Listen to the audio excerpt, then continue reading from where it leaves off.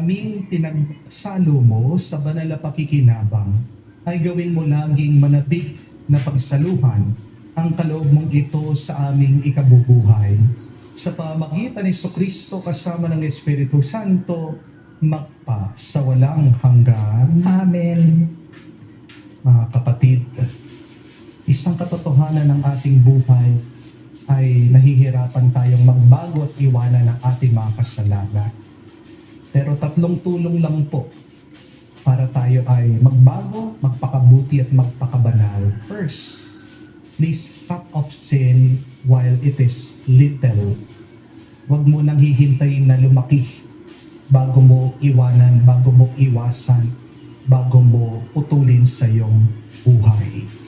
At kung malaki na, unti-untiin mo na iwasan, putulin, unti-untiin mo na baguhin ang iyong pananaw, ang iyong pag-uugali, ang iyong mga habits. Maaari kung gugustuhin mo. Pero pangalawa, huwag mong kakausapin o entertain ang kasalanan. Kapag nagbababad ka dyan, mananatili yan. Remember, what you tolerate, you cannot change. Ano yung hinahayaan mong manatili, magpatuloy sa iyong buhay? Ano yung mga masasamang ugali na hanggang ngayon, nandyan sa iyong isip at puso, paulit-ulit na ginagawa mo sa iyong buhay? But third and last, ask for the grace that God would change and transform your mind and your heart. Kasi pag malalim na po ang ugat ng kasalanan, meron ng bunga yan. Hindi ka makakapagbago kung walang grasya ng Diyos. Huwag niyo sasabihin imposible. Pag sinabi mong imposible na magbago ka, yan ang iyong paniniwala. Pero walang imposible pagdating sa Diyos. Marami tayong mga santo, dati sila mga makasalanan.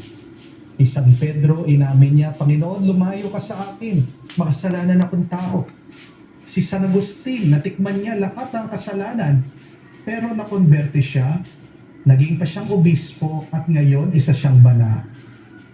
Kaya, posible din mga kapatid, na tayo kahit na napakalalim na ng ugat ng kasalanan natin, pwede pa tayong magbago at tumino.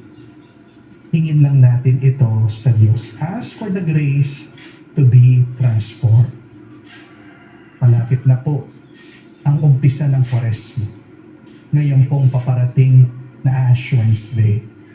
Kaya, harinawa, isa po sa pwede nating gawin para tayo magbago ng kaisipan ng ating pag-uugali, go to confession. Kayo po yung mangumpisay. Pag nakumpisal kayo, kapag sinabi yung kasalanan nyo, pag nilabas nyo na yung sakit ng loob nyo, iwan nyo na. Yan kasi nakakatawa sa mga iba.